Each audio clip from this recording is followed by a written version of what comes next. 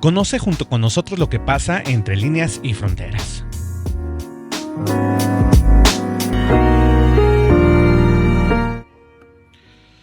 Pues ahí estamos, un lunes más de este podcast Entre Líneas y Fronteras, con el gusto de saludarlos a los amigos que ya están conectados. Muchísimas gracias por acompañarnos un lunes más después de un fin de semana movido en muchos aspectos a nivel nacional, por supuesto a nivel global, con esto de la generación Z que se está desenvolviendo en todo el país y aparte en otros tantos países de América Latina y también allá en Europa y en Asia. Han mucho que analizar, por supuesto vamos a analizar una situación que ya les veníamos platicando desde el podcast pasado. Mi querido doctor Guillermo Luevano, que como siempre, bueno, pues está acompañándome y tratando de iluminar este cerebro que de repente se nubla con tanta información. Bueno, pues el doctor le da más claridad. Mi querido doctor, ¿cómo está? Buen lunes. Hola Ramón, ¿cómo estás? Amigos de la audiencia, muy buenas noches y buen lunes para todos. Efectivamente, buen lunes para todos, muchas gracias, y este es el tercer episodio. Muchas gracias a todos nuestros amigos que nos han acompañado, que nos han mandado sus mensajes y por supuesto que han seguido la página de Entre Líneas y Fronteras, este podcast de geopolítica y de, bueno, pues no nada más tratamos asuntos globales, tratamos asuntos nacionales y de interés público en todos los órdenes de la sociedad. Pero hoy nos toca un tema muy específico que viene afectando la geopolítica, que viene afectando más que nada la política de América Latina, de México, por supuesto, de Centro y Suramérica. Esto que es, bueno, pues es la guerra frontal, vertical de Donald Trump en contra del narcotráfico, porque no nada más lo está abordando dentro de sus fronteras, lo está abordando también en otros países como México, Venezuela, Guatemala, tenemos todo el Cono Sur, con países muy específicos a los que está tratando de disuadir de cierta manera para que, bueno, pues si hay narcogobiernos, como en algún momento se ha dicho aquí en México, pues traten de cambiar la rienda o el rumbo de esta situación del narcotráfico en toda América Latina. Doctor, tenemos un invitadazo el día de hoy, así como el fin de semana pasado que tuvimos a mi querido doctor Juan Pablo Litzmacher, que bueno, pues estuvo con nosotros. Hoy tenemos un invitado también y afortunadamente gracias a las bondades de la tecnología, pues con mucho gusto recibimos al doctor Enrique Rojas Solís, desde la bellísima Costa Rica, que está con nosotros. Doctor, bienvenido, ¿cómo está? Muy buenas noches. Muy buenas noches, Ramón, doctor Luevano, y gracias a los que se pudieron conectar a Entre Líneas y Fronteras. La idea es, pues, en este tercer episodio del podcast, tratar un tema interesante, en boga, y lamentablemente un mal que flagela al mundo y que tiene una serie de vicisitudes geopolíticas, claro, y temas, pues, por supuesto, de fronteras, y entre esas líneas que pretendemos sacar hoy. Muy buenas noches. Muy buenas noches, doctor Guillermo. Buenas noches, Enrique. Pues aquí ya usted tiene el currículum del doctor, prácticamente colegas de profesión, por supuesto el doctor Guillermo Luevano, doctor en geopolítica, el doctor Enrique Rojas Solís, bueno, pues doctor en leyes, y él nos va a estar acompañando con este tema. Doctor Guillermo Luevano, usted ya trae más este tema masticado, ya lo veníamos comentando desde hace algunos programas y desde hace algunos meses veníamos comentando que, bueno, pues la guerra de Donald Trump contra el narcotráfico es frontal, es vertical, es directa, incluso en algunos países, pues señalándola de intervencionista. Vamos a desarrollar ese tema, por supuesto, pero pues, doctor Guillermo, el invitadazo que tenemos hoy, usted lo conoce más que un servidor, que nos quiere platicar un poquito del doctor Enrique Rojas Solís, por favor. Sí, por supuesto, Ramón, déjame lo presento sus cartas credenciales como si fuese un diplomático. Enrique es licenciado en Derecho y notario público por la Universidad Escuela Libre de Derecho de Costa Rica. Hizo una maestría en Derecho Internacional en la Washington College of Law de la American University, y el doctorado en Derecho Financiero en Queen Mary por la Universidad de Londres, pero también estuvo un tiempo en la Universidad de Essex, de donde yo soy egresado, donde Como hemos comentado acá, obtuve mis grados de maestro y doctor, y ahí coincidimos un tiempo y tuvimos no solo la oportunidad de coincidir, sino la bendición, diría yo, de forjar también una amistad desde hace pues muchos años, 30 años o más, que venimos con esta amistad y la venimos alimentando. Ya nos ha visitado un par de veces por acá en Aguascalientes, también en Ciudad de México. Es una persona muy ligada por sus vínculos familiares también acá con nuestro país, y yo he tenido la oportunidad también de visitarlo un par de veces por allá en su hermosa nación o su hermoso país de Costa Rica. En efecto, nos conocimos por allá, Ramón, pero después del doctorado, Enrique regresó a Costa Rica, en donde se ha especializado en la industria de Costa Rica y de la región en servicios financieros. Particularmente es especialista en el cumplimiento de varios códigos y actas estadounidenses que tienen vinculación con temas bancarios financieros, en particular con el AMLA y el FATCA.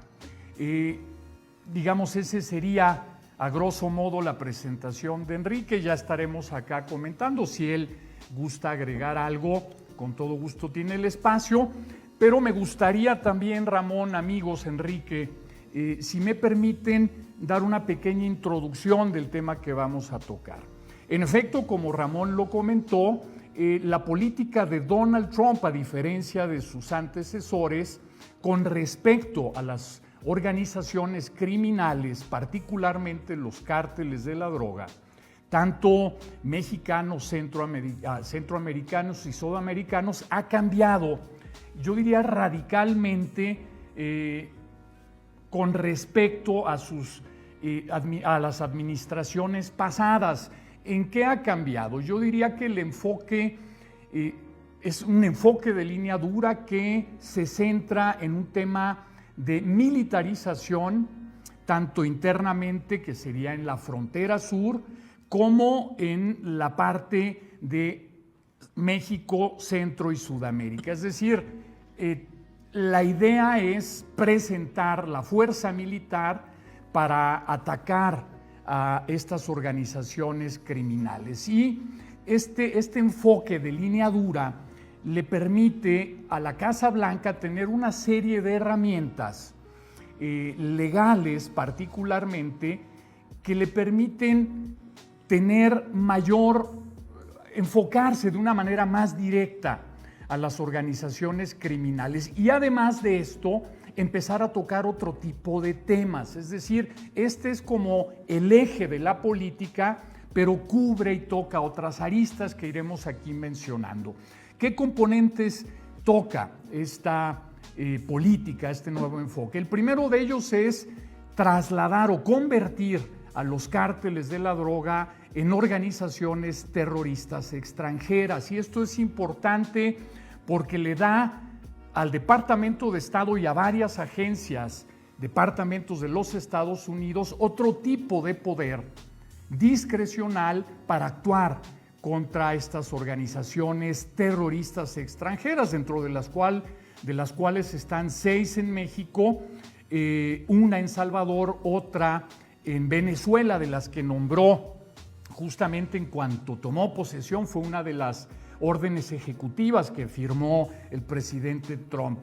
Otro de los componentes es la acción militar directa, es decir, los Estados Unidos están listos y dispuestos a intervenir militarmente con tal de atacar el tema de estas organizaciones terroristas. A su vez también endurecen la frontera o la seguridad fronteriza, porque todo esto viene con el argumento, Enrique y Ramón, sí, de seguridad nacional. Toman estas organizaciones como grupos terroristas que tocan directamente o atacan directamente la seguridad nacional de los Estados Unidos, y por eso el fortalecimiento de la frontera sur, norte, pero particularmente de la frontera sur de los Estados Unidos, en donde enviaron a una gran cantidad de efectivos militares no solo para protegerla de estos grupos, sino también para el tema de migración y de tráfico de fentanilo, de personas, etcétera, etcétera, ¿no? Y otra parte también que tiene esta política, este endurecimiento, es una serie de sanciones, amenazas económicas y judiciales, que aquí es donde podríamos empezar a hablar con Enrique, que tocan el tema financiero de las organizaciones terroristas y de aquellos vinculados con estas organizaciones, sean personas o instituciones. Particularmente la fuerza que le da esta política a la Oficina de Control de Activos Extranjeros del Departamento del Tesoro, que le permite intervenir directamente en cuentas de personas sospechosas de estar vinculadas con alguna de estas organizaciones. Digamos, en general, estos serían los componentes de los cuales o desde los cuales inicia la política de Trump contra los cárteles de la droga o ya organizaciones terroristas extranjeras. O sea, perdón, sí quiero reafirmar esto porque lo hemos estado viendo en México antes de que que intervenga el doctor Enrique. Hay que ser bien claros, aquí en México lo estamos viendo con incluso políticos, o sea, están interviniendo cuentas de políticos, están interviniendo cuentas de empresarios que posiblemente estén ligados al narcotráfico. Esto también se está tomando, lógicamente, en Centro y Suramérica. De esto, ¿qué nos puede decir, doctor Enrique? Lógicamente, visto desde el cono sur, visto desde allá, desde el sur de América, en Costa Rica, toda la parte precisamente de Venezuela, Colombia, todos estos países que han estado ligados ciertamente a las actividades del narcotráfico, pues ahora con esta intención de Donald Trump, que ya lo decía el doctor Guillermo.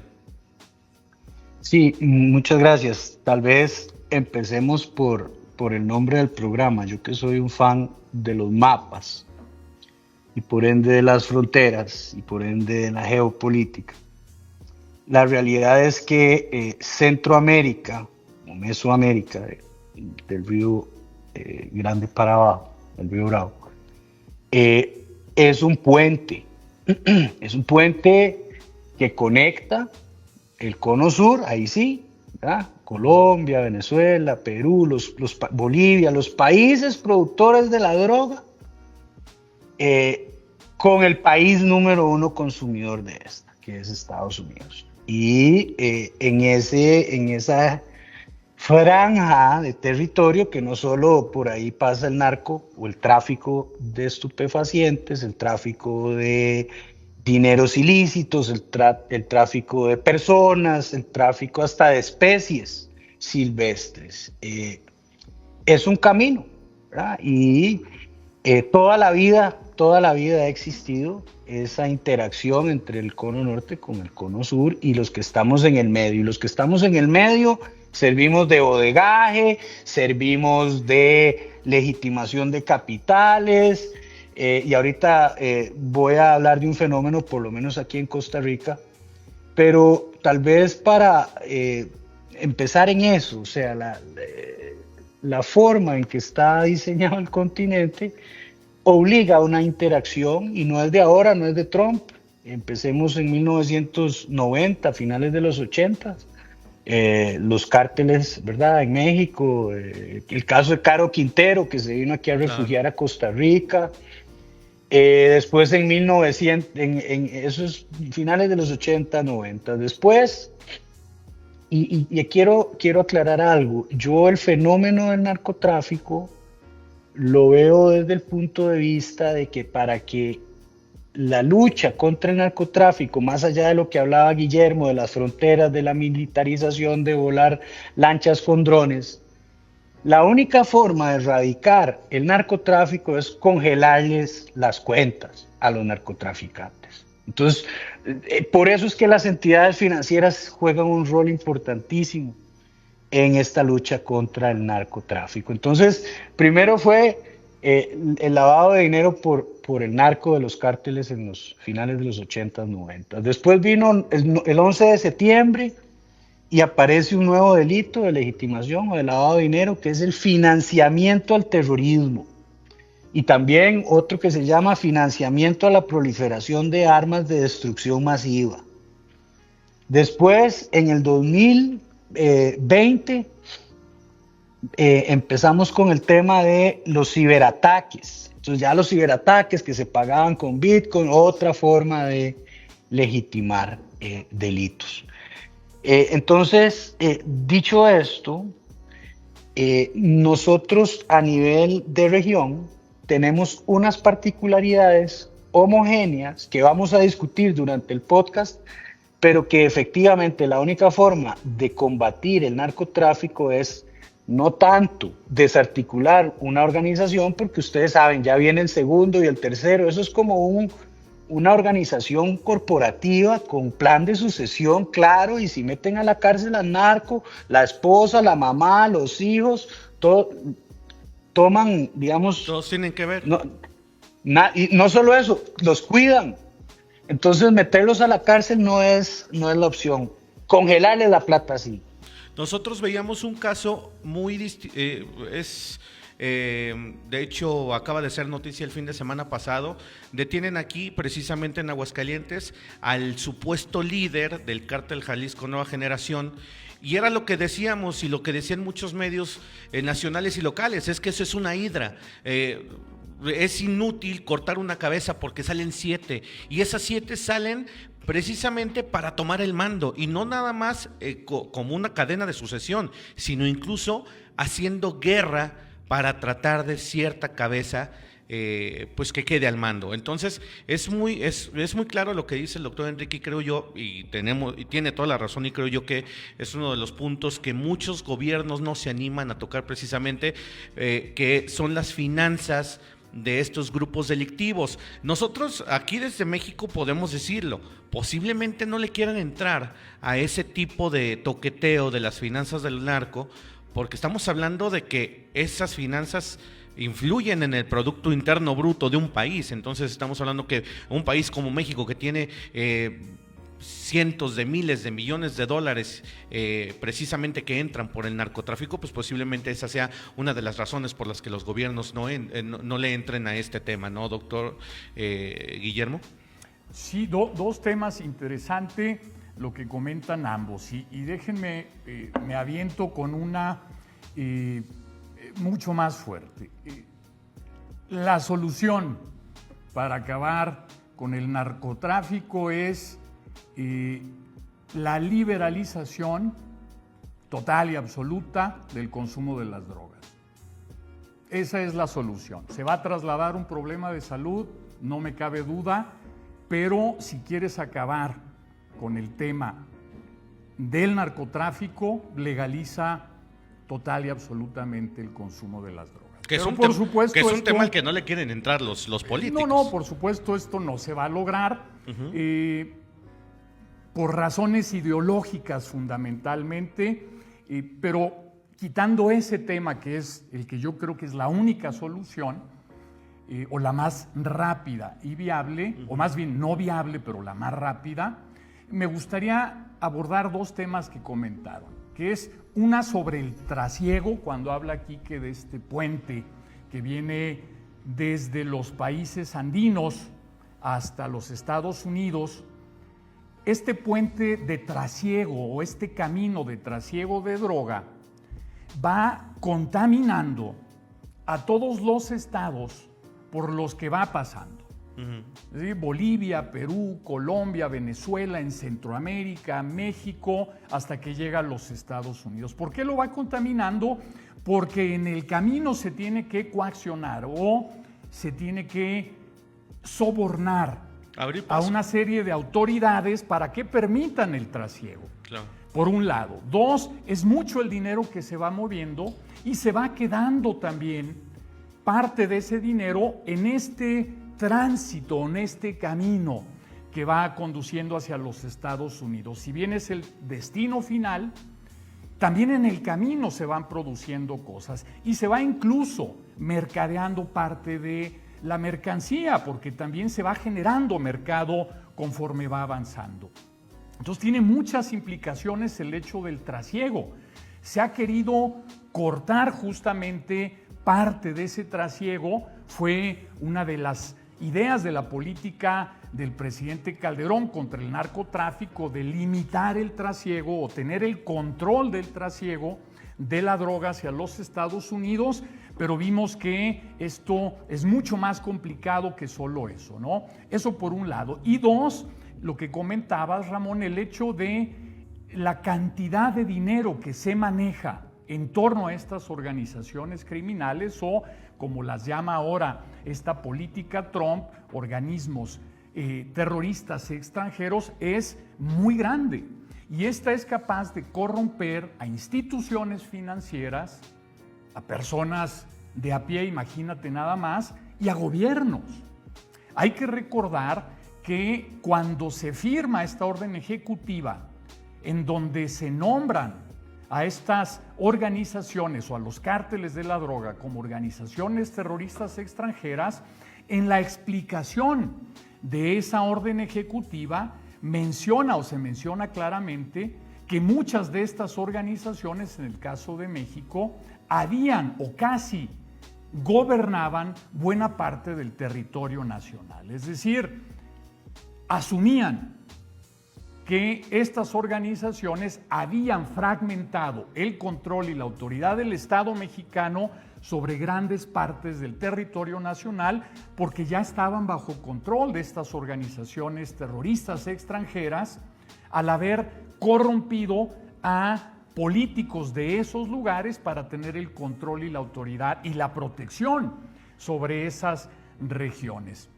Lo cual, por supuesto, nos llevó a esta famosa lista del secretario de Estado, Marco Rubio, de la famosa lista Rubio, en donde se presume que se mencionan a varios políticos mexicanos de primer nivel de esta y la anterior administración coludidos con estas organizaciones terroristas extranjeras, ¿no? Esos dos puntos ahí para ir calentando la mesa. Enrique, ¿qué nos comentas? ¿Qué nos dices? Sí, digamos, muy importante eso del trasiego, Guillermo, porque en Costa Rica se está dando un fenómeno y es que antes nuestros índices de homicidio eran, digamos, marginales.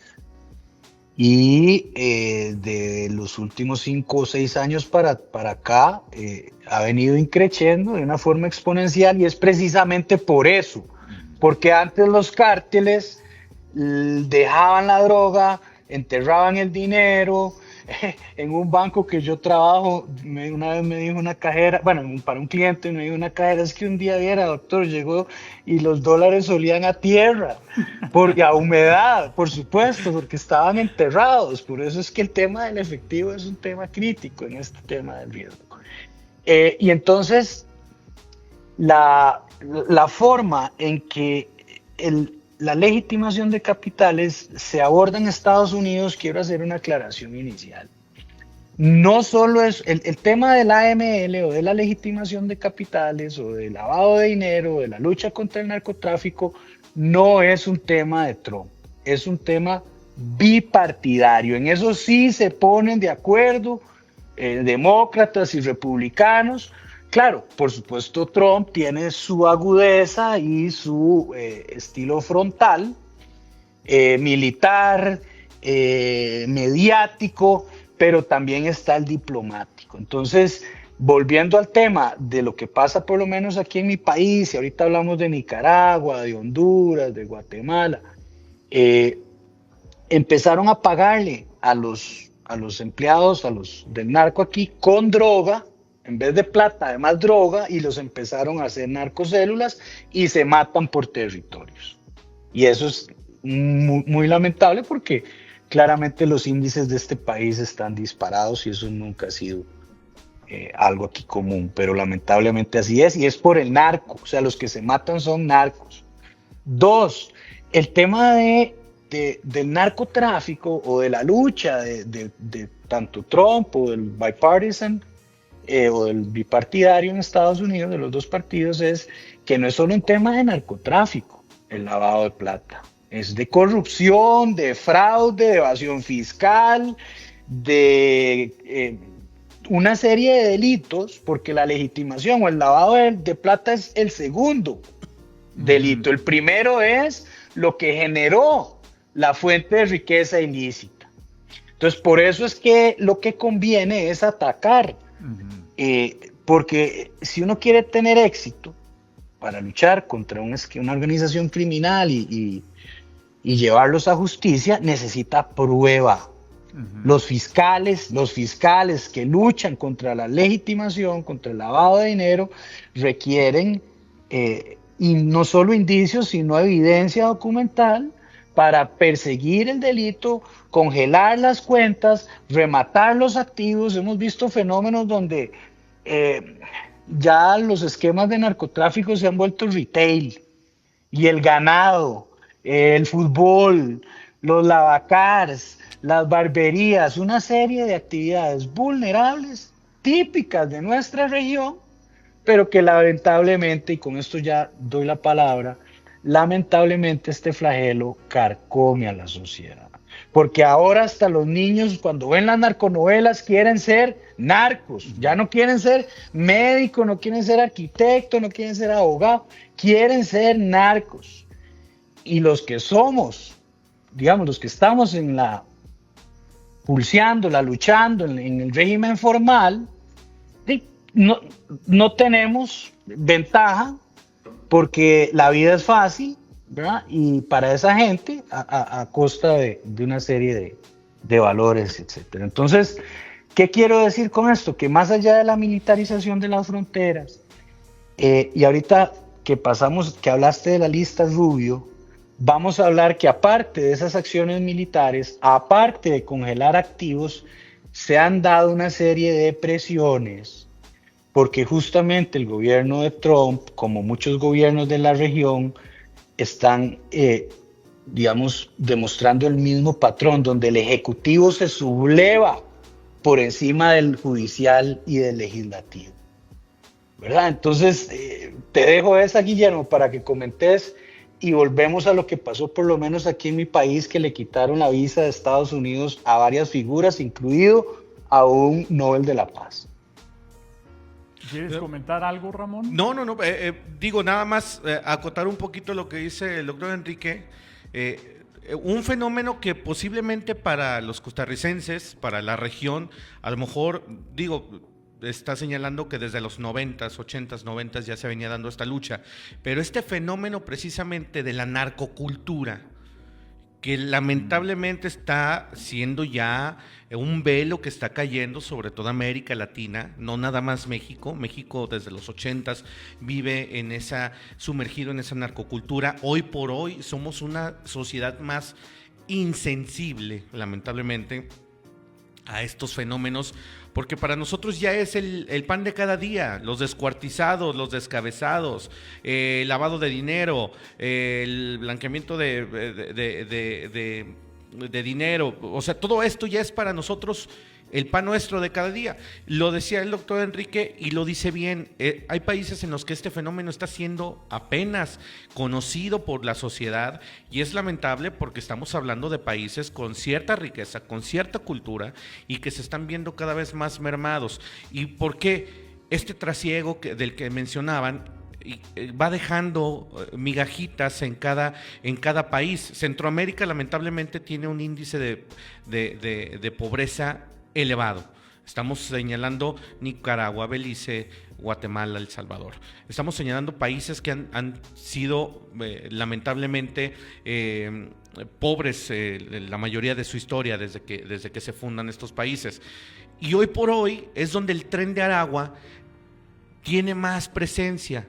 El Tren de Aragua, que afortunadamente aquí en México no tiene tanta como pudiera darse, pero son aliados del Cártel Jalisco Nueva Generación, son aliados del Cártel de Sinaloa, que cubren la mayoría del territorio mexicano. ¿Qué está pasando con estos cárteles hoy por hoy? Pues como lo decían ya nuestros dos expositores de hoy, el doctor Luevano y el doctor Rojas, ¿qué pasa? Pues los narcotraficantes van comprando voluntades, van comprando gobiernos, y eso ¿en qué deriva? En que Donald Trump hoy les quiere hacer frente al señalarlos pues ya terroristas, ¿no? Grupos terroristas, y que estos en muchos lados, así como en México y también en Sudamérica, pues pusieron el grito en el cielo, señalando de una estrategia intervencionista por parte de Estados Unidos, que sabemos que tienen pues ya una fama, ¿no? De que cada que quieren algún tipo de beneficio de cierto país, pues tratan de hacer este tipo de estrategias, ¿no? Vamos a señalarlos de terroristas para intervenir en ese país y nosotros imponer a quien más nos plazca. No sé si estamos acercándonos peligrosamente a ese panorama, doctor Guillermo. Sí, bueno, vivimos ese panorama, ¿no? El tema del narcotráfico y sus implicaciones, las han comentado acá, va mucho más allá del tema financiero y del tema de trasiego, de consumo y de venta. En efecto, tiene un trasfondo también cultural que va acompañando a esta lógica del mercado del narcotráfico. El efectivo, el cash, la plata, en sí misma, si no la puedes mover, no te genera rendimiento, no hay plusvalía, la necesitas invertir, mover para que te genere algo. El enterrarla o el meterla debajo del colchón al final del día no es el negocio más productivo. Una medida muy de Escobar. Sí, y lo que tienes que hacer es ese dinero moverlo. Claro. Y es lo que han buscado estas organizaciones criminales, mover el efectivo de tal manera que le siga generando utilidades. Y de cómo lo mueven, tratando de meterlo al sistema financiero para lavarlo, para legitimarlo, y para que entonces lo puedan usar de una buena manera. En el proceso de hacer eso, tienen que corromper a gobiernos o a instituciones financieras y bancarias para que les permita, por un lado, blanquear o lavar ese dinero. Por otro, pueden invertir en todos estos negocios que bien Enrique comentaba, para que por medio de esa inversión, si no hay un control efectivo sobre cómo se invierte y en dónde se invierte el capital, en moneda, pues entonces lo invierten y ahí lo están blanqueando. En ese proceso que les estoy comentando, tiene que haber una lógica de la ganancia rápida, efectiva, que se acompaña de un atractivo para muchos jóvenes desempleados, que de repente ven en el dinero fácil, por la venta de la droga, por el apoyo a estos grupos, un dinero en la bolsa que les da un estatus que no tenían y que difícilmente nuestros mercados laborales lo podían encontrar. Claro. Jóvenes, muchos de ellos sin educación o con una educación básica, y que de repente tienen mucho dinero en la bolsa por hacer este tipo de trabajos para estas organizaciones, y esto lo acompañan de toda la lógica de este personaje que ya se mitifica como el líder de la droga, ¿no? El narco. Y entonces se compran las grandes camionetas, se visten como tal. Es decir, ya hay una cultura, en efecto, que acompaña a este estilo y forma de vida, y eso lo que hace es fortalecer justamente este proceso de ir corrompiendo y sumando gente a el mercado de la droga, a estas organizaciones que ya no solo es un tema, insisto, de mercadeo, sino de cultura, de estatus. Esta lógica que decían en los 60s algunos de vive intensamente y muere joven, ¿no? Ahora parece que muchos de estos jóvenes la adoptan, es decir, no importa que muera joven o que arriesgue mi vida con tal de lo que vaya a vivir, lo viva intensamente y bien, ¿no? Con mi camionetota y con esta vida que me puedo dar. Ante la pobreza en la que estaban, pues esto puede ser atractivo para muchos, desafortunadamente. Eso por un lado. Y por otro, el tema que comentabas, Enrique, de el bipartidismo. En efecto, es una política apoyada por ambos partidos, pero que hábilmente el presidente Trump la ha tomado como propia para discursivamente al interior de los Estados Unidos mostrarse él como el salvador de los Estados Unidos ante estas olas migratorias que ya las califica como potencialmente peligrosas, que son las que llevan la criminalidad, el narcotráfico, sin importar las consecuencias que puedan tener para migrantes que van a buscar otra cosa y que no son delincuentes. El presidente Trump lo que ha hecho es tomar ese discurso, enarbolarlo y ser él el que lo articula tanto adentro de los Estados Unidos con el tema de la seguridad, como afuera de los Estados Unidos con el tema de la seguridad y de los aranceles. Es decir, para la lógica hoy en día del hemisferio, al menos, la política de los Estados Unidos contra el crimen organizado tiene que ver con la lógica de Trump, que vamos a hablar en unos instantes, si me permites, Enrique, del tema geopolítico, que también tiene esta política contra estas organizaciones, no solo un enfoque interno, sino también un enfoque geopolítico. ¿Qué nos comentas, Enrique? Sí, tal vez agregar, Guillermo, el tema de la promesa de campaña de Trump de más allá de la seguridad, de la crisis migratoria, era el tema del fentanilo y las ciudades zombies en Estados Unidos, Chicago, Nueva York, etc. Todas estas que son demócratas, por cierto. Y el fentanilo es una droga 10,000 veces más potente, más adictiva, más destructiva. Y los cárteles mexicanos ya empezaron a hacerlo.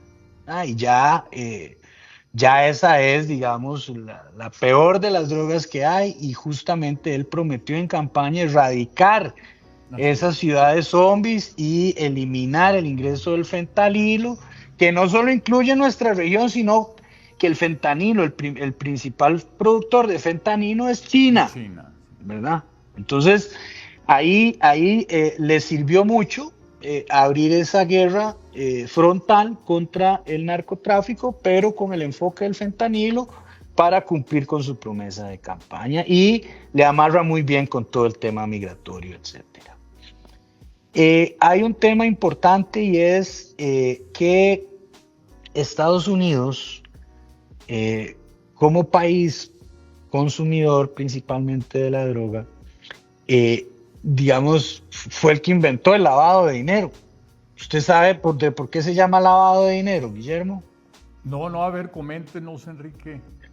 Ok, la referencia histórica es Al Capone, porque Al Capone, para lavar los ingresos de sus actividades ilícitas, que hoy no son ilícitas, como el licor, el juego y ciertos sobornos, por supuesto, a los sindicatos, para empezar a legitimar la plata, empezó a montar una red de lavanderías de moneda alrededor de Manhattan, Nueva York, etcétera. Entonces, por eso es que se da esa referencia de lavado, porque él tenía lavanderías para justificar los ingresos por sus actividades ilícitas. Pero efectivamente el lavado tiene 3 etapas, y la primera es la más importante: la colocación, la penetración del dinero ilícito en el sistema financiero.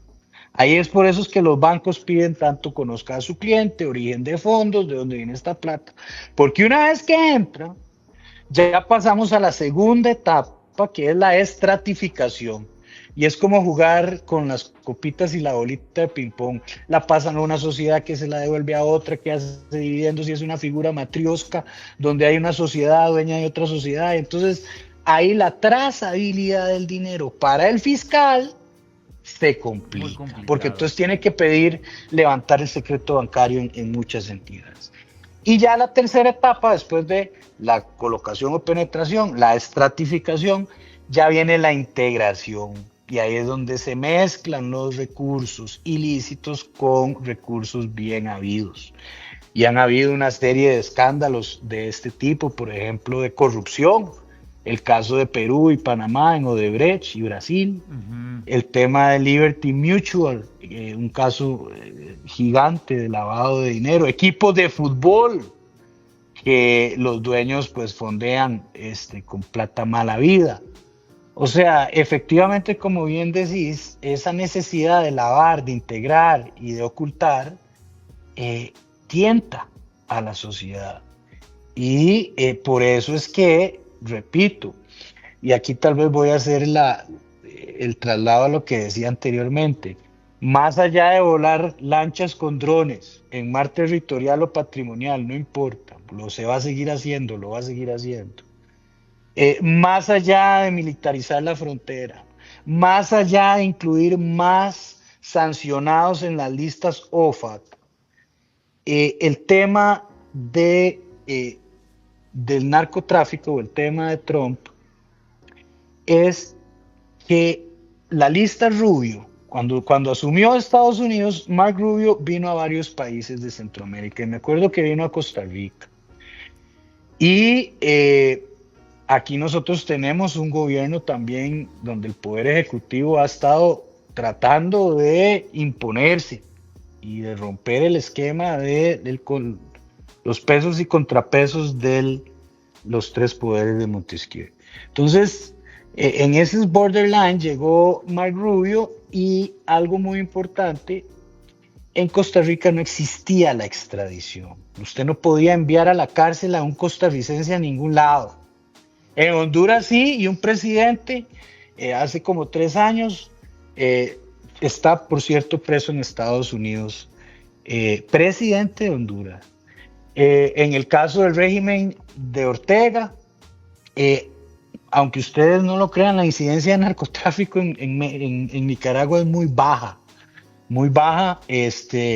Lo más que hubo fue una vez, me acuerdo, incautaron unas banners de televisoras que iban para México porque iban haciendo un programa, el cual programa estaban llenos de drogas y de plata, y el régimen los pescó. Pero ahí el tema es corrupción y el ALBA. Y en ese entonces había un banco que ya no existe, que los dueños eran el gobierno de Nicaragua, el gobierno de Venezuela, el gobierno de Bolivia, y ese banco le congelaron todos los assets y pasó a OFAC y ya no se puede hacer negocio.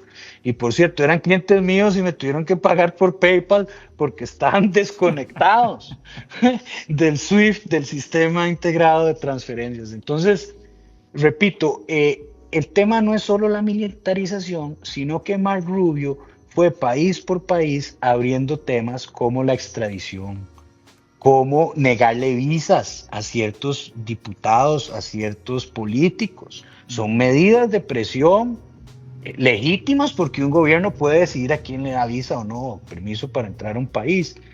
Pero sí, ya digamos aterrizando en el tema del podcast, la estrategia es 360. Es mediática con el fentanilo, militarizar la frontera, congelar activos, quitar visa. Y por supuesto, Bukele de acuerdo, Chávez de acuerdo, Guatemala, todo menos Nicaragua. Aquí hay una pregunta que quiero poner en la mesa, doctores, si me lo permiten.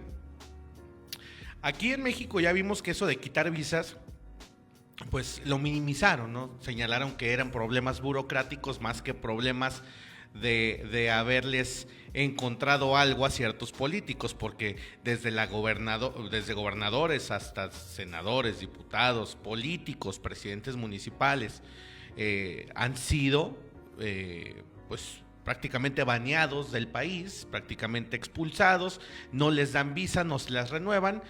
Y esto se convierte, al menos en otros países, se convierte en, digamos,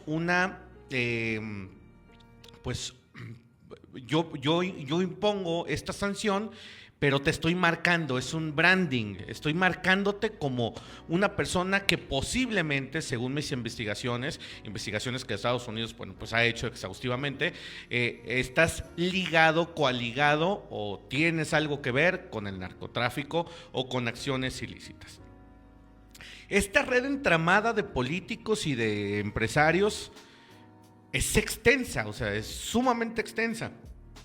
Decía el doctor Rojas, hay que mocharles el agua, hay que cortarles el agua, hay que cortarles la fuente de ingresos, hay que quitarles, hay que incautarles, pero se me ocurre, en México se puede hacer una cosa de ese calibre. Sería meternos en una red sumamente extensa de esta situación, de el brazo extenso de la corrupción.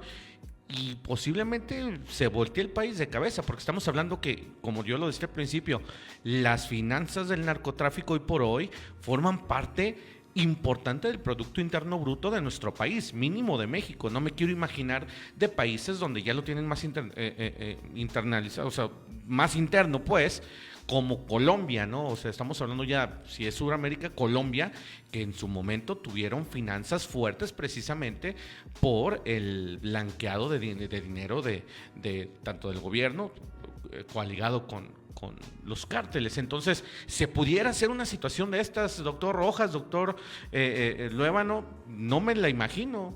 Sí, si me permites, Enrique,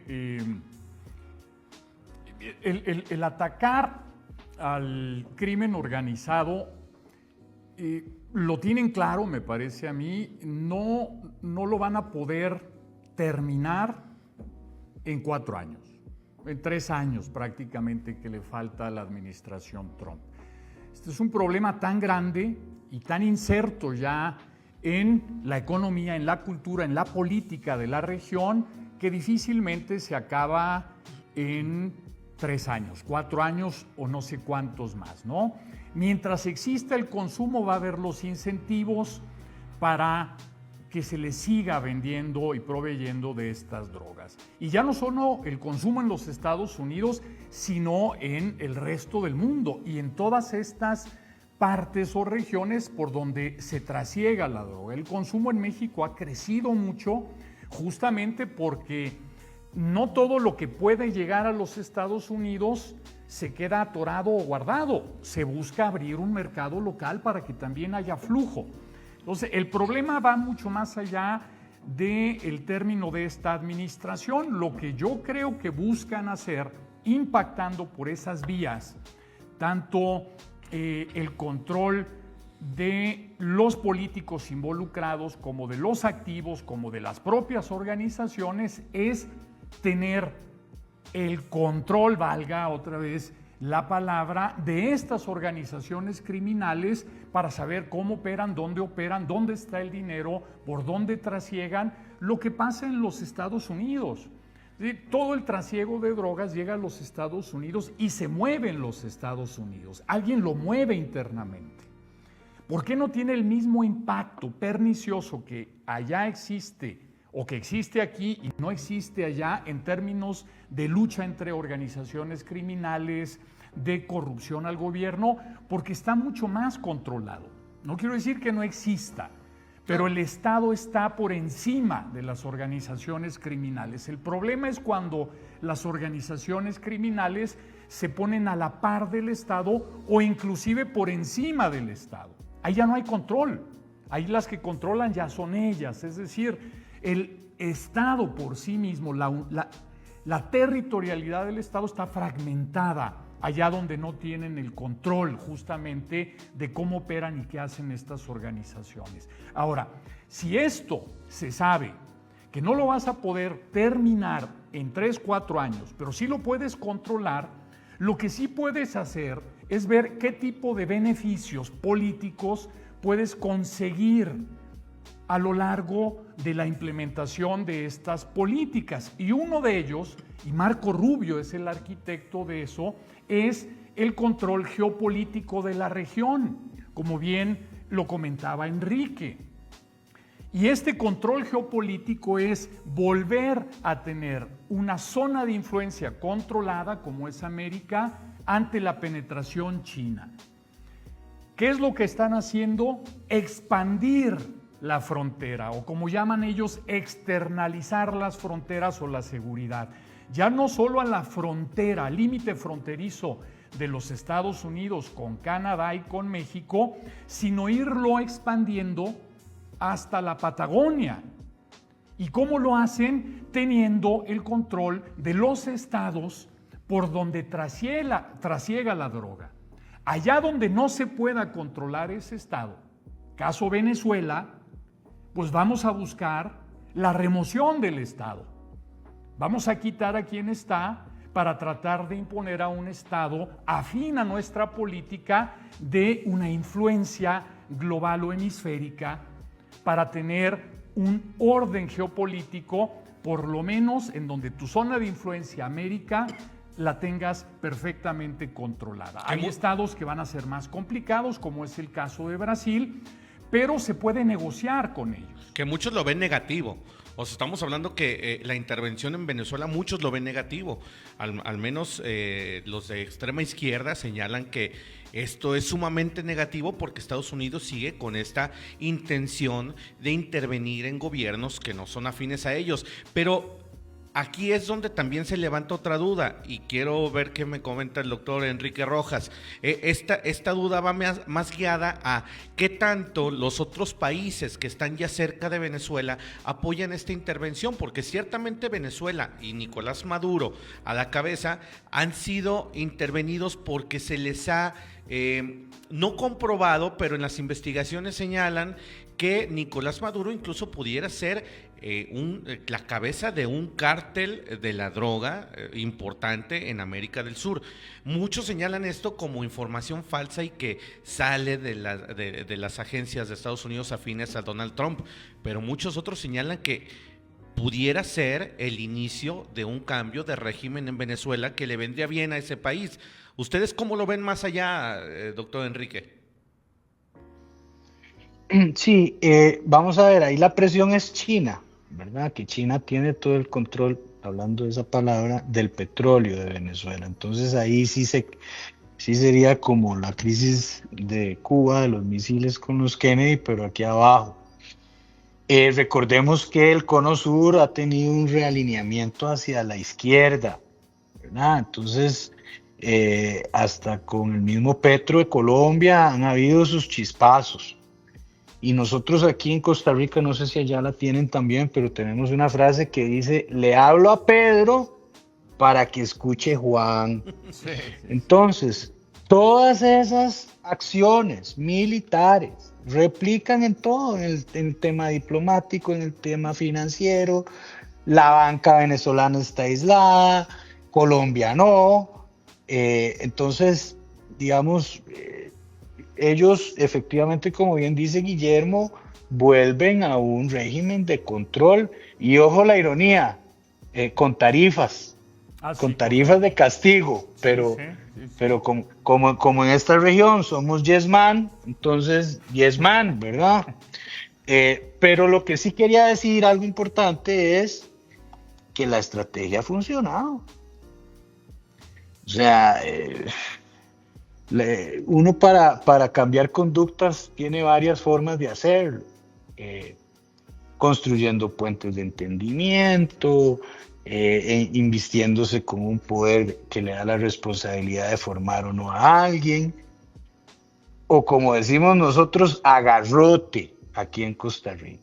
Entonces, sí, la administración Trump, y vuelvo a redundar en el tema de esos gobiernos, digamos, de aquí donde el Ejecutivo está igual, agresivo, golpeando la mesa, erosionando puentes de comunicación, etcétera.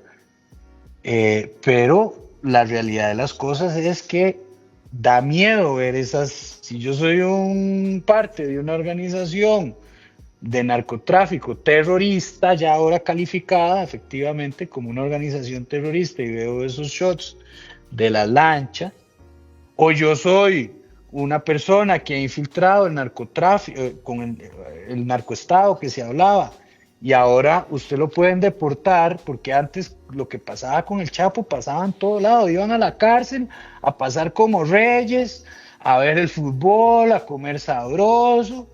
Ya cuando van a Estados Unidos, primero, no se vuelven a ver, y segundo, no se van a escapar, y tercero, ya entran dentro del sistema penal de Estados Unidos, porque efectivamente los sistemas penales de nuestros países no soportan la penetración de poder que han tenido estas organizaciones desde los 80s y 90s, y que efectivamente, pues, vuelvo a lo mismo.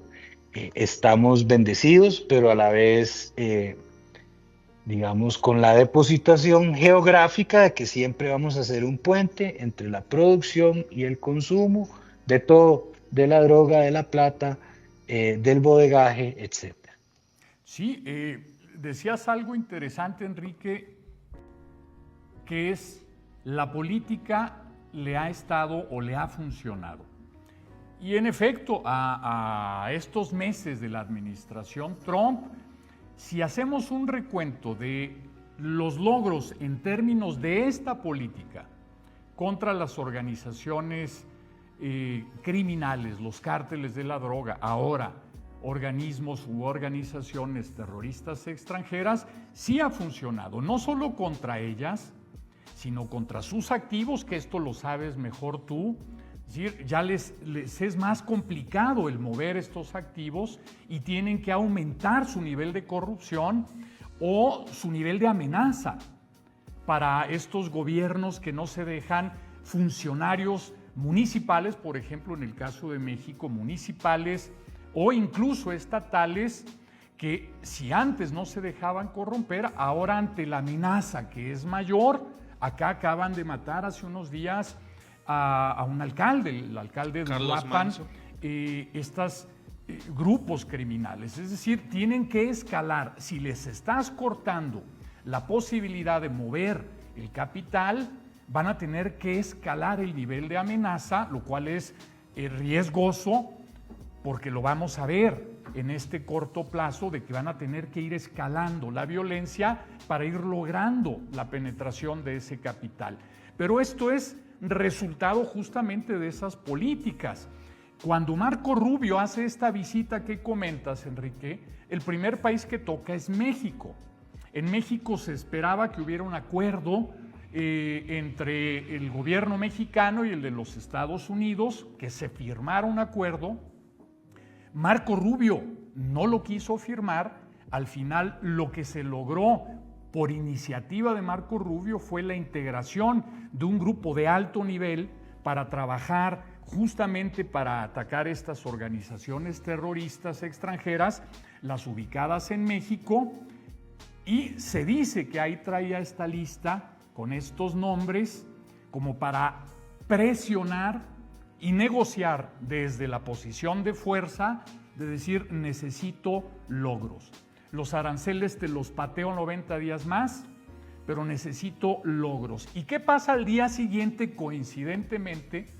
Que la institución más respetada en México por los mexicanos, que era el Ejército, y dentro de las Fuerzas Armadas, que era la Marina, la destapan como la cabeza del huachicol. No sé si lo escuchaste por allá, Enrique, es decir, el tráfico ilegal de hidrocarburos. La cabeza eran personajes, almirantes de alto rango de la Marina. Imagínate qué golpazo. Y esto, insisto, no es coincidencia, suena coincidencia, pero no lo es. Fue un acto de decir, bueno, no te puedo otorgar esto, pero déjame te otorgo algo más. Y eso yo creo que le apaciguó un poco las aguas a Marco Rubio y se fue al siguiente estado, que fue Ecuador, que es un aliado, y fue cerrando justamente en su política o su geopolítica la geoestrategia de la región. Dices que hay un realineamiento a la izquierda, a excepción de Ecuador justamente y Argentina y El Salvador, que son clave por las posiciones regionales que ocupan. Al final del día lo que están logrando sí es el control de la región. Inclusive en Panamá, con el famoso Canal de Panamá, obligaron a que la empresa china de Hong Kong o Hong Kong China, que le vendiera a los Estados Unidos justamente el control y el manejo del canal, porque la presión de los Estados Unidos sobre Panamá era brutal.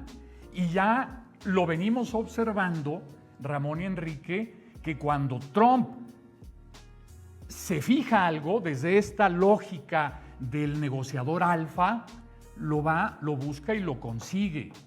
Y ante eso, ante esta mercurialidad, si me permiten, del presidente Trump, no ha habido uno, ni incluso Xi Jinping, que le pueda tocar un poquito a esta lógica de Trump y movérsela hacia un lado. Xi Jinping está al nivel, pero incluso él se ha reculado un poco porque este tipo viene con toda la fuerza, adentro y afuera de los Estados Unidos. Lo estamos viendo. Y en la lógica del programa, de este podcast, me parece a mí que el eje que les decía, que sí en efecto es el control de las organizaciones terroristas extranjeras, cárteles de la droga, tiene muchas aristas, es multifacético. El más importante para el Departamento de Estado es la geoestrategia o el control geopolítico de América, ante China, por supuesto, ¿no? Es decir, no vamos a terminar con el narcotráfico, pero lo vamos a controlar. Y lo vamos a controlar desde los estados por donde pasa o se trasiega el narcotráfico, afectando sus finanzas y afectando a los políticos que se lo permiten. Internamente para Trump esto es también una política que le ha dado resultados, porque la lógica de ir contra la migración como el culpable, si bien le ha generado opuestos, también le ha generado votos. Él lo ven muchos estadounidenses como el guardián de la nación, como el hombre que tiene la fortaleza para ver por los intereses de los estadounidenses blancos, por supuesto, o aquellos que se sienten legítimamente estadounidenses. Esta lógica del Make America Great Again es la que le ha estado funcionando adentro y afuera de los Estados Unidos. ¿Qué nos comentas, Enrique? No, sí, efectivamente es un estilo de liderazgo muy cowboy. Al principio se acuerdan del taco, ¿verdad? Trump always chickens out. O sea, que golpea la mesa y después se quita.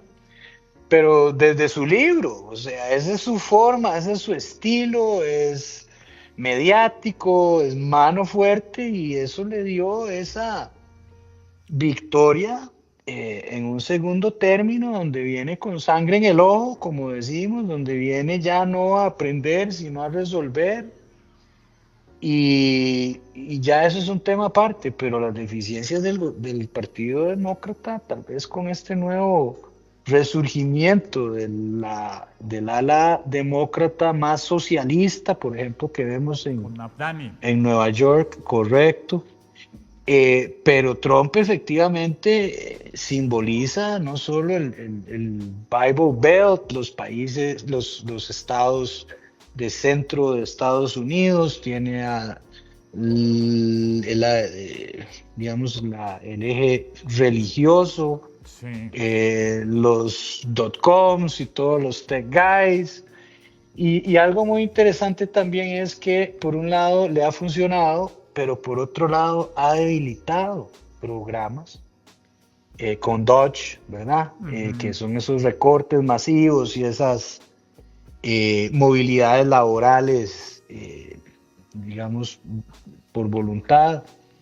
Eso todo es público. Si ustedes se meten a la página de Dodge, se han quitado un montón de contratos, o sea, no es solo gente, contratos, y entre esos pues se ha, digamos, escogido. Como decías vos, o sea, la estrategia regional de control sí, pero adentro de Estados Unidos el Corporate Transparency Act o la ley de transparencia corporativa, donde las empresas tenían que revelar sus beneficiarios finales, en Estados Unidos ya no. Entonces hay un encubrimiento interno, pero todos afuera tenemos que decir la matriosca, hasta dónde de la sociedad llega el beneficiario final o la persona que ejerce el control sobre esa sociedad. Entonces son esas dicotomías como decís vos, o sea, yes man, una política alfa, pero también hasta con tarifas comerciales. Entonces, dolor, pero le ha funcionado, ¿verdad? Sí. Entonces, una pregunta, Enrique, que tiene que ver particularmente con tu campo de expertise, es ¿qué implicaciones tiene este tema financiero bancario en Costa Rica? Tú que lo ves y que asesoras a instituciones financieras y bancarias por allá. Bueno, aparte de militarizar las fronteras, aparte de congelar activos OFAC, aparte de suspender visas, y esto no es nuevo, viene desde el Acto Patriota, que fue en el 2001, después de 9/11, y ahora en el 2020, después de los ataques de Rusia, ciberseguridad, le hicieron una reforma estructural al Acto Patriota, pero aquí es donde viene el gran tema, y es que el gobierno de Estados Unidos, a través de un banco de Estados Unidos, un banco corresponsal, que tenga relaciones con cualquier banco fuera de Estados Unidos, en el momento en que el Departamento de Justicia le envíe un subpoena, que es un requerimiento de información, el corresponsal se lo traslada al banco con quien tiene esa relación de corresponsalidad, y el banco tiene 10 días para contestar, producir los estados de cuenta, determinar los reportes de operación sospechosa. O sea, ¿dónde quedó el secreto bancario? No hay secreto bancario. ¿A dónde pasa ese subpoena? Pasa por el Poder Judicial, pasa por los estamentos formales de un Estado de Derecho. No pasan por ahí, porque si el banco quiere tener la relación con el Banco de Estados Unidos y quiere transar en SWIFT, y por eso cerraron 3 bancos mexicanos, cerraron uno en Belice. Entonces, hay formas, y ojo, y aquí ya estamos hablando no de decisiones del Ejecutivo, aquí ya es investigaciones del Departamento de Justicia, donde existe un juez de la República, un juez del District Court de Estados Unidos, donde le dice: sí, fiscal, mándele el subpoena al Banco X en Perú, porque estamos desarticulando una organización terrorista de narcotráfico que están metiendo fentanilo por Massachusetts. Entonces, ya los canales formales que transgreden principios de soberanía, que transgreden la pirámide kelseniana del derecho, donde yo tengo que pasar por los estamentos, eso viene desde FATCA. Si ustedes no quieren tener relaciones con bancos de nosotros, se van a aislar del mundo, y no van a poder generar negocio. Y por eso se ha hablado de que SWIFT, que Europa quiere hacer su propia plataforma para transferencias interbancarias, los chinos, etcétera, justamente por el control de Estados Unidos. Entonces, sí, porque se acuerdan lo que decía, y con esto cedo la palabra, el fiscal que está investigando una causa de lavado de dinero por narcotráfico necesita, como en el Chavo, necesita la prueba de Benito, necesita la evidencia documental, necesita ver los estados de cuenta, a dónde se fue esa plata, de qué origen venía, a dónde llegó, quién la envió, cada cuánto depositó, etcétera, etcétera, para construir su caso y, cuidado, extraditar a una alta persona del gobierno. Entonces, tienen una serie de herramientas y mecanismos más allá de los militares y lo que vemos con los drones en Venezuela, canales legítimos, canales ilegítimos, pero es el imperio, y como decía, está cumpliendo su promesa electoral de erradicar la ciudad de zombie y parar la entrada del fentanilo a Estados Unidos. Es peligroso lo que está planteando el doctor Rojas, porque se ha visto aquí en México, ya con el cierre precisamente de estas 3 entidades financieras, yo de la que más me acuerdo, CEI Banco, que hubo muchísimos afectados, cientos de afectados, ciudadanos de a pie que tenían sus ahorros metidos ahí, y que pues prácticamente con esos ahorros se estaba blanqueando, o eso pretendían las autoridades de Estados Unidos y mexicanas, estaban planteando, ¿no?, en el ámbito de la comunicación. Se están blanqueando activos con estas 3 entidades financieras, y de ahí es donde desencadena otro tipo de problemas, porque con Morena aquí en México, con lo que está planteando ya con sus reformas fiscal, con su reforma judicial, ya este tipo de entidades pudiera dárseles más concesiones o no se o incluso si se llegara a comprobar o se llegara a investigar que algunas otras entidades tuvieran que ver con el narcotráfico, pues posiblemente ya bajo la anuencia del gobierno, pues ya no se cierran ni se les hace nada. Entonces, hay una serie de problemáticas que se desencadenan de este tipo de situaciones, doctor Luevano. Sí, recuerdo a Ramón y Enrique, si nos pudiste ver el lunes pasado en el episodio 2 que comentábamos con Juan Pablo, el tema de este movimiento de gobiernos o estados que se van hacia la derecha, este famoso CPAC, encabezado por los Estados Unidos, por supuesto, dentro del cual Argentina forma parte, o Javier Milei en particular. Lo que estamos viendo con estas políticas, y lo comentabas, Enrique, que está pasando también en Costa Rica, está pasando en México, aunque de un corte distinto, es este populismo autoritario, en este caso de derecha, que va en contra de la lógica del Estado, del establishment. Es parte del discurso fundamental, central de estos nuevos grupos o de esta ala de derecha de nuevos estados, que dicen es que el establishment es el que está corrompido, el que le ha fallado, y por tanto lo tenemos que cambiar. En el caso de Estados Unidos, el llamado Deep State. No olvidemos, nada más para meter un comentario, sigue cerrado el gobierno de los Estados Unidos. Todavía no se abre, está en shutdown, y las implicaciones que estamos viendo con los vuelos, etcétera. El tema es que esta lógica de estos estados es que el Ejecutivo esté por encima de los otros dos poderes, por eso le llamamos populismo autoritario, para poder resolver desde su sentido de la política los problemas que ellos entienden u observan que están pasando en sus estados. Y esto conlleva un riesgo porque en efecto debilita, y aquí lo comentábamos la vez pasada y lo has dejado ver también, Enrique, debilita las instituciones democráticas del Estado. Cuando un poder está por encima de los otros dos, se pierde el famoso contrapeso, el check and balance, de esta lógica de John Locke, de que el Estado de Derecho y la división de poderes es justamente lo que le da a la democracia el techo más alto, porque es una ley por encima de los caprichos.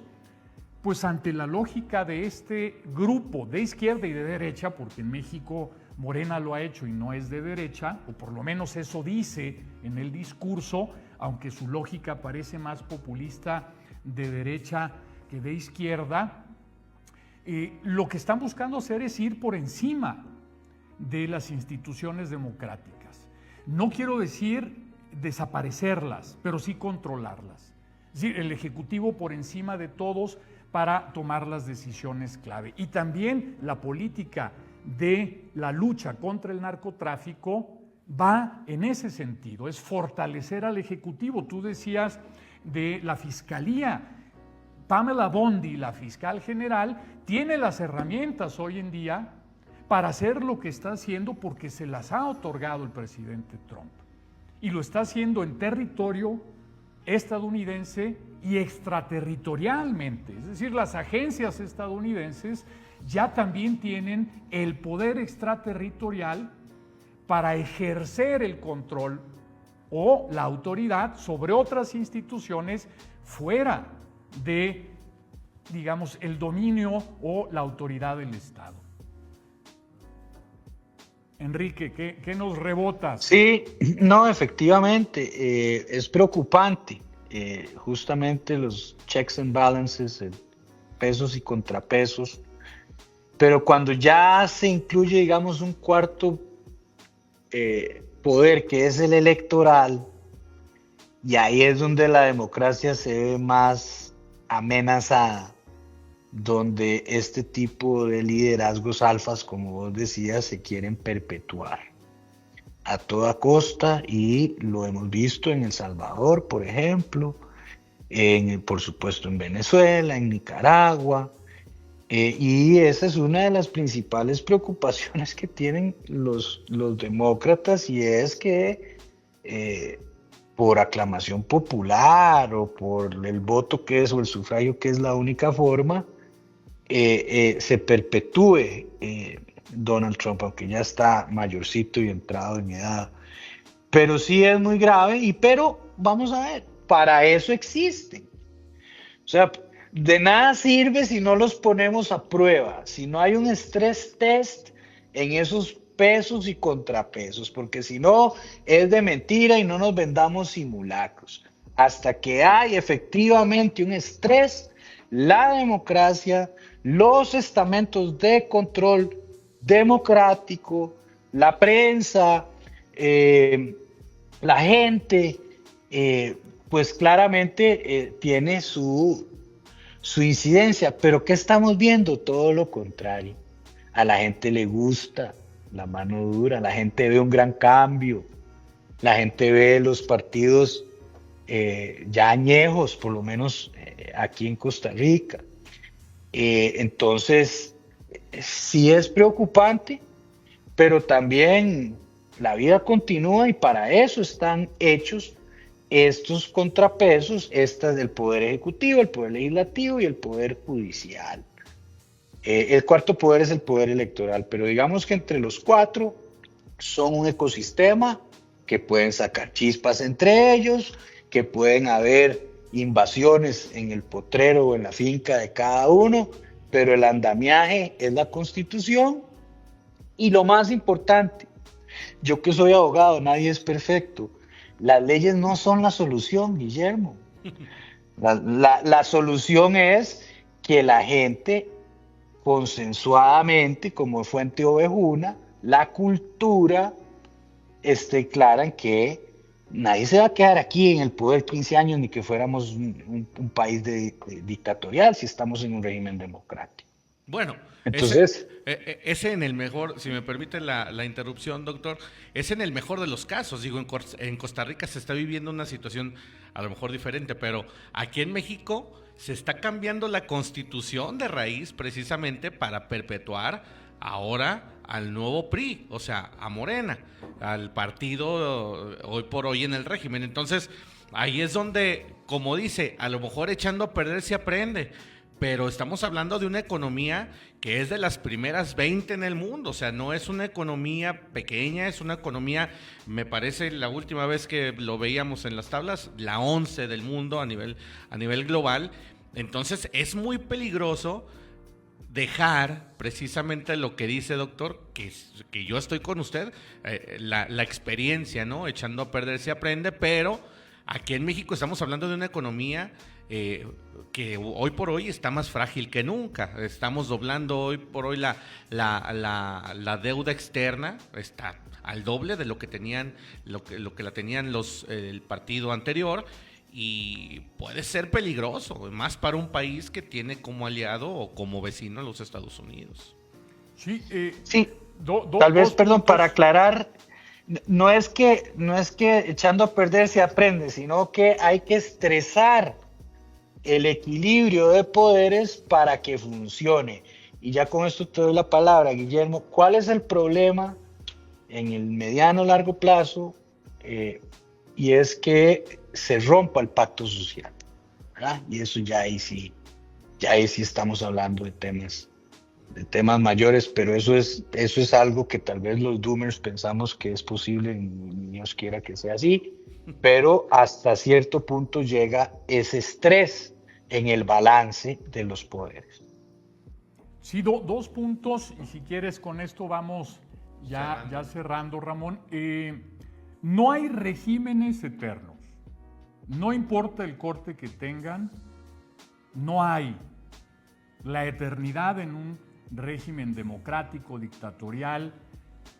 Hay una pulsación política que siempre va a dar la posibilidad de ajustar, de cambiar, incluso de llegar a posiciones drásticas en donde después de echar a perder se pueda recuperar algo.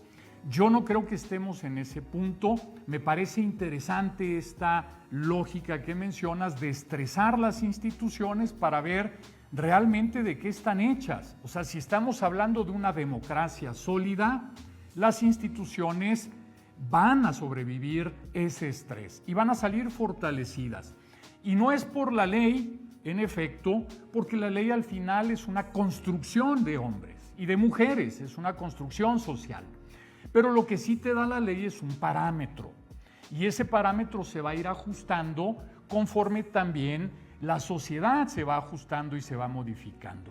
Ahora, esa constitución, ese andamiaje que tú comentaste, Enrique, es el que está a prueba, el que se va a estresar. Si es sólido, no solo porque está escrito en la Constitución, sino porque las instituciones que se crearon a partir de esa Constitución y la lógica del ciudadano que habita ese Estado es la lógica de la democracia, no va a permitir que desaparezcan estos tres poderes y que se implante una dictadura, porque tienen al final del día la soberanía, tú has comentado, de este cuarto poder del voto, y pueden elegir y pueden cambiar. Y si no lo permiten por las urnas, como es el caso de Nicaragua, seguramente en algún tiempo lo lograrán por otros medios. Pero yo no creo que sea el caso de México, ni de los Estados Unidos, pero sí hay que observar hasta dónde se estresan estas instituciones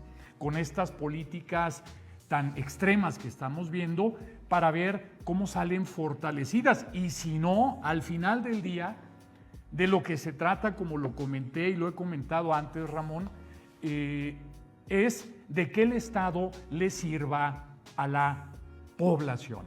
Al final, la comunidad política tiene que ver por sí misma y por su seguridad, su bienestar. Si esto lo logran, no importa bajo qué marco o régimen político, es el punto de partida y el punto final. El destino de cualquier comunidad política es estar segura, próspera, feliz, etcétera, etcétera. ¿Qué nos comentas para cerrar, Enrique?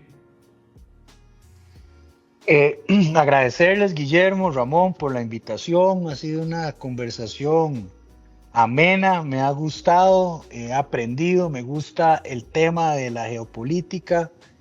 Y algo tal vez, digamos, que no comentamos es que las fuerzas del mercado, si a Trump le está funcionando esto, bueno, esa droga tiene que irse para algún lado y Así se está es. yendo para Europa. Así es. Y el día que se penetre Asia, ¿verdad? Ya el narcotráfico ya es algo, sería algo, digamos, global, y ese es un gran mercado, ¿verdad? Al final, ¿a qué se resume todo? A los valores, o sea, a la transparencia, a trabajar dignamente por un salario, a emprender, a educar a los hijos. Ahora hablábamos de la democracia y de los estamentos. Bueno, un retroceso educativo es caldo de cultivo para el narcotráfico, para actividades ilícitas. Por eso en mi país, digamos, no tenemos ejército, pero tenemos educadores y educadoras. Entonces, imagínense cuánto de nuestro PIB, o más bien cuánto de nuestro presupuesto se gasta en educación en vez de gastarlo en soldados, o en tanques, o en aviones, etcétera. Y estamos viendo aquí, yo creo que a nivel mundial, después del COVID, ha habido un retroceso educativo en el vector, en el driver que llevábamos, y a mí me preocupan las generaciones que han estado o han sufrido esta desaceleración en la curva educativa, y que hay que cerrar, mind the gap, hay que cerrar esa brecha, y no es de la noche a la mañana. Entonces, algo muy importante es la educación de la nación, de la sociedad, y por eso los valores familiares, cristianos, de trabajo, de honestidad, de transparencia, porque al final Cuando uno va a un banco y le pide, mire, tráigame el origen de fondos, vendió un carro, tráigame la escritura, le dieron dividendos de una empresa familiar, tráigame el acta de asamblea de accionistas. La transparencia se demuestra. Yo digo siempre, los papelitos, las palabras se las lleva el viento, los papelitos hablan. Y por eso es que si usted, el que nada debe, nada teme, y si tiene o si está en malos pasos, por ejemplo, de narcotráfico, de la intimación de capitales, la evidencia documental o el documento como tal que demuestra, ojalá de un tercero, de un CPA, de un notario, nos libera de cualquier indicio de que hay legitimación.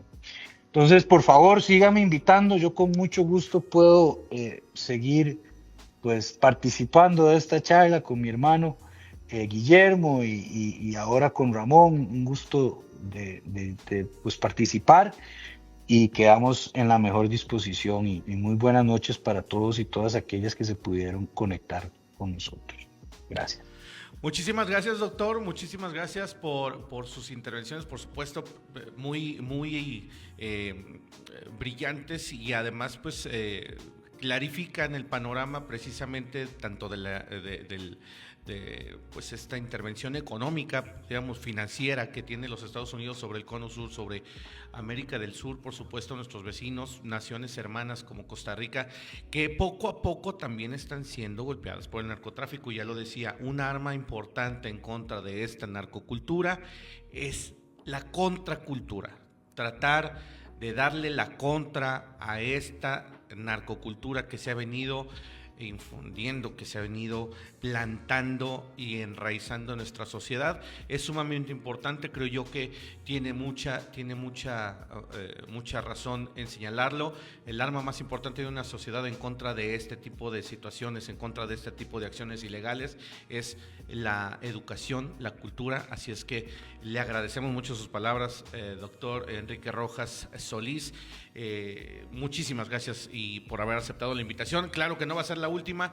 Doctor Guillermo Luevano, pues también, híjole, qué invitadazo el día de hoy. Vamos a tratar de tenerlos más seguido con nosotros para platicar estos temas que son de interés público, no nada más de México y de Aguascalientes, sino de todo el mundo y América Latina, ¿no? Sí, seguiremos platicando. Mi hermano Enrique, un abrazo, muchas gracias, un placer, la disfruté mucho, se nos fue volando. Sí, hombre. Espero que pronto nos podamos encontrar nuevamente por acá. Nos encontraremos fuera de este podcast, pero que nuevamente te tengamos por acá y seguir con temas, porque arrancamos con uno, pero de aquí podemos ir variando o disvariando, si ustedes quieren, a muchos otros temas. Lo cierto es, y coincido con ambos, Ramón, Enrique, y con esto también cierro y me despido, valores, educación, cultura, como estas herramientas. Me gustó lo que dijiste, Ramón, contraculturales para este movimiento que estamos viendo de deificación, de magnificación de la cultura del narco, ¿no? Una contracultura que nos permita afianzar lo que creemos, cómo nos vemos y hacia dónde nos proyectamos. Yo lo dejo por acá. Enrique, un abrazo, mi hermano. Estamos en contacto. Hagamos una promesa. Yo voy presencial en mayo a la feria de Aguascalientes, a las ferias de San Marcos a ver el toro. Pues te invitamos al toro y luego nos venimos al podcast. Así es. Bueno, mejor vamos al podcast y después al toro, amigo. Sí, ¿qué le parece? Sí, claro que sí, doctor. Con todo gusto. Buenas noches, muchas gracias. Un abrazo, mi hermano. Un abrazo, querido. Hasta luego. Pues ahí está, llegamos al final de Entre Líneas y Fronteras con este tema, híjole, súper interesante, por supuesto. Lo hemos visto, lo hemos presenciado con el doctor Enrique Rojas Solís. Muchísimas gracias a las personas que se conectaron, en verdad, muy agradecidos. Por supuesto, bueno, pues invitándolos a que nos sigan en las redes sociales de Entre Líneas y Fronteras, Noticias 2.9, Guillermo Luevano, PhD. A todos ustedes, muchísimas gracias, doctor. Pues, híjole, bien encantado, se nos fue hora y media de programa. La verdad es que estaba el tema muy, muy bueno. Creo que aquí no hubo debate porque los tres coincidimos en que las acciones que está tomando Donald Trump son frontales en contra de esta situación en toda América Latina. pero nos vamos con un buen sabor de boca, una buena charla, una buena conversación, ¿no?